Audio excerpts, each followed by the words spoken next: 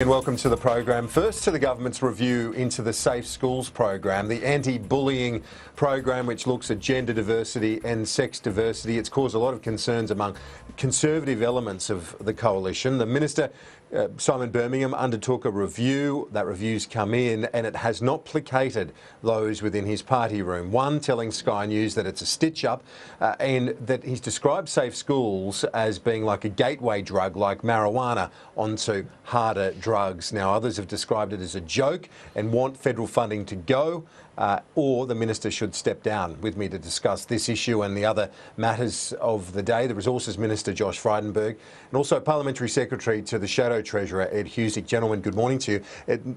Efforts to placate the likes of George Christensen and others not working by the looks of things from his reaction on the record to the ABC, and then I told you what others have told us. Look, I think Simon Birmingham has handled this exactly right, which is to conduct a review. He's now got that review. I'm sure he'll say more about it in due course.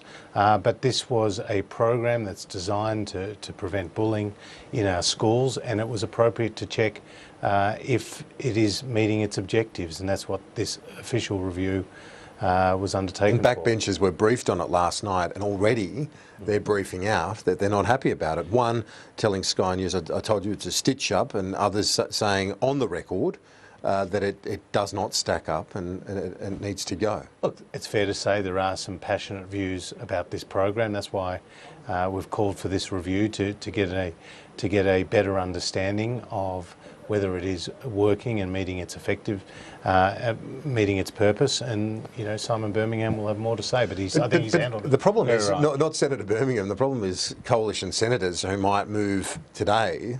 An effort to, or apparently coalition senators considering moving a motion in the upper house to have federal funding removed, so to force the ministers and Mr Turnbull's hand on this issue. Well, that's what you're putting to me. I don't know if that's going to be the case, but certainly if that is the case, then we can revisit the question, but I'm not going to get into hypotheticals. Ed Husic, your thoughts on this?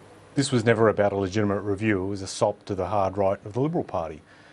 These are the Conservatives within the coalition who want to see the end of the program, and the review was the bridge to reach that objective, to basically stop this anti-bullying program. And so it doesn't surprise me in one level that they've reacted, but I have to say this is exceptionally unacceptable responses by Conservatives that have been leaked out, likening it as a gateway. It's just completely unacceptable. This has a role to play. This program has a role to play to help young Australians who are dealing with issues that are very big for them. And bullying is a massive issue, and we should be able to have a program in place that helps deal with that. Sure, and isn't it also fair enough to undertake a review, as the Minister's done, to see whether or not appropriate messages are being delivered in this? So I accept on one level, there'd be, at an appropriate point, it's always right to review. Like, you normally with government programs set a review point, right? But this was not reaching a review point per se. It wasn't that the program was at an end and now we're going to check out if it was effective and move on. This was done because Malcolm Turnbull, back in the day when he had a belief system and he would stand up and call things out for what they were, would never have accepted this review. He's doing it to keep the hard right placated. That is just not right. And that is absolutely, everyone outside, Josh, everyone outside can see this for what it is, which is Malcolm Turnbull having to do everything he can to keep them quiet, the hard right quiet. And like I said, back in the day, when Malcolm Turnbull actually told you what he believed in, what he thought, he would never have accepted this review. And so this is not a full review. This is basically a means to keep the hard right happy.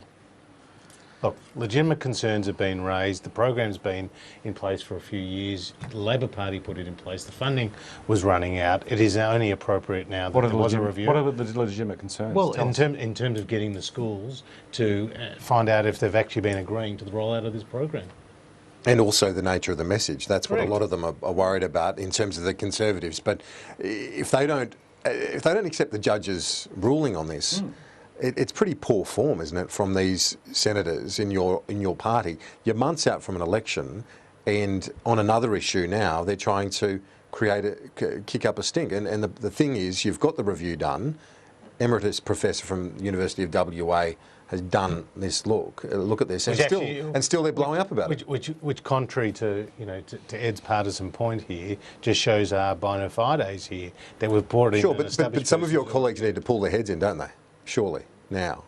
Look, if your minister's undertaken the review, the judge, the umpire's verdict is in, and they're still kicking up a stink. It's a joke. There are some passionate views on this issue, and people will talk to you just as is their right as a backbench member of the party. But we've conducted a review. Simon Birmingham will no doubt speak more about it in due course. Hang on a second, Josh. This is my view is not one driven by partisanship. There are people within the Liberal Party you've just who been would having support attacking Malcolm Turnbull throughout the interview. Well, so the two groups. Here's the two groups I'm attacking. I'm not talking about the Liberals who actually see the value of having a program in place to help people who are feeling pressured by bullying, right?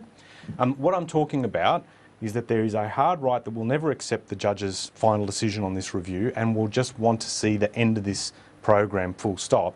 And Malcolm Turnbull, who's placated them. Malcolm Turnbull, who a lot of people have believed would actually represent the sensible centre, has now had to shift to the right to keep these guys He's only happy. undertaken a review. He hasn't got rid of the program. You're making it out as if he's got rid of the program. He hasn't done that. So here's my issue with the review. The suggestion is by doing the review that he's legitimising the concerns of the hard right about what this program does. The review itself, when it comes out, I'll be interested to see the final, obviously, the detail itself. But, I'll be surprised if it goes. Let's look at the Senate dramas right now. I want to start with Labor on this because there's been a whole talk of the government being opportunistic in terms of the Senate reform. But this is something that Labor had agreed to until only weeks ago, Senate electoral reform. Isn't it Labor that's being opportunistic and totally driven by your own electoral outcome as opposed to fulfilling the will of the voter, which is what the proposal would do more effectively? From our point of view, we are not prepared to see a situation where the coalition games the system in a deal with the Greens and makes it that fairer. That would have allowed, if the coalition had control of the Senate, the 2014 budget to go through for $100,000 degrees, GP tax, a tax on family payments. God. So we're not prepared to stand by and support that.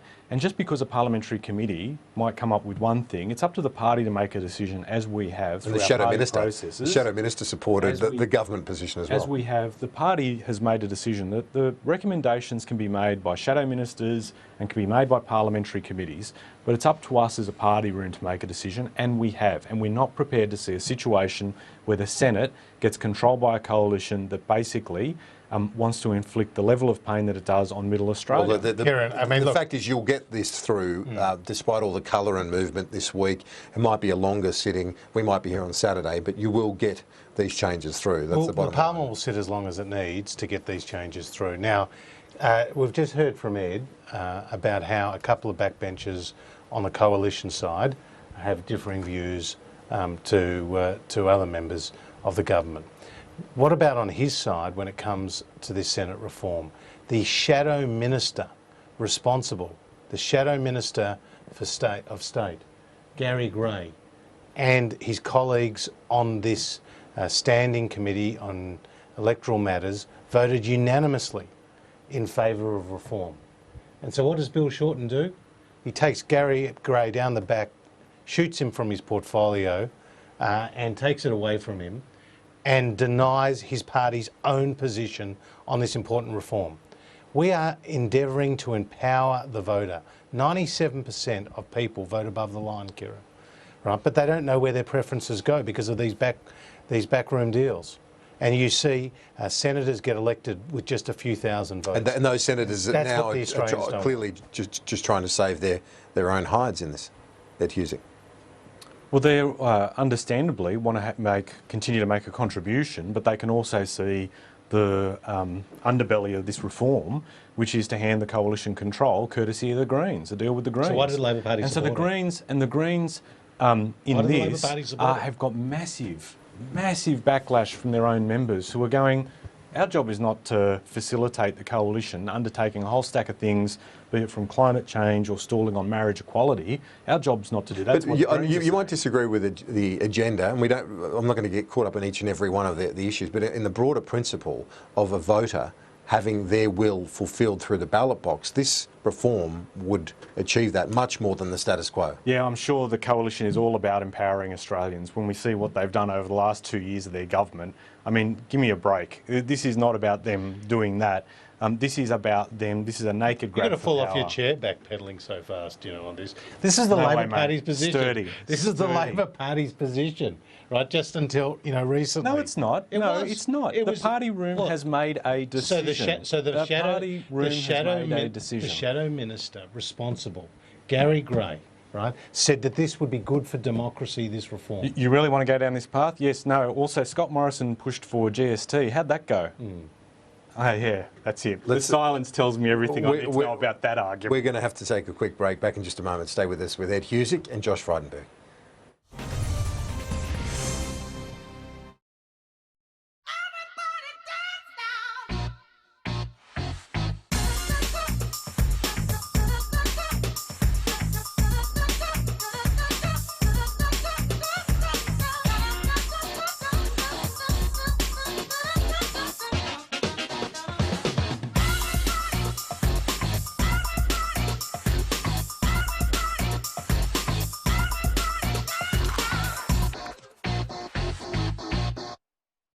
If something were to happen to you, How would your other half cope financially?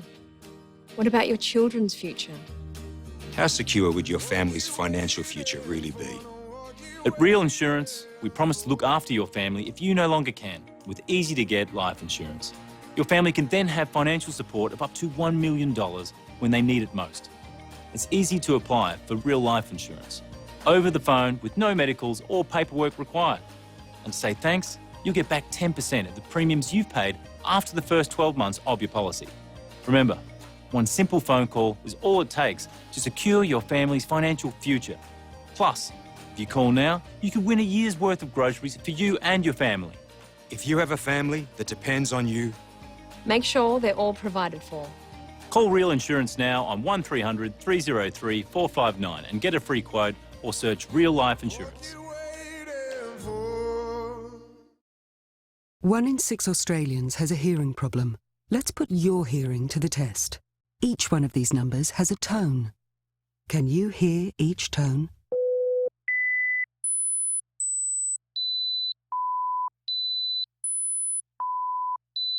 If you can hear all the tones, congratulations. If you can't hear these tones, call this number now and get a free hearing check. Stop your hearing from disappearing at Audio Clinic.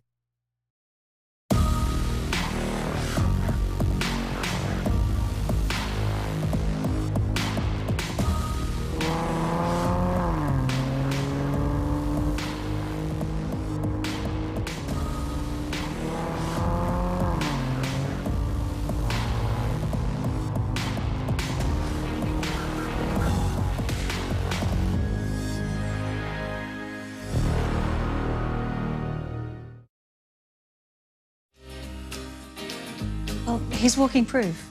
Real Insurance made it easy for me to protect my income if I couldn't work. Real Income Protection Cover will pay you a monthly amount, up to 75% of your income if you can't work because of an accident or illness. Hi, I'm after an income protection quote. No problem. You can apply for cover over the phone without the hassle of a medical or a blood test, as long as you're an Australian resident aged 18 to 59. Sounds great. Call us on 1300 158 602 to get a quote today.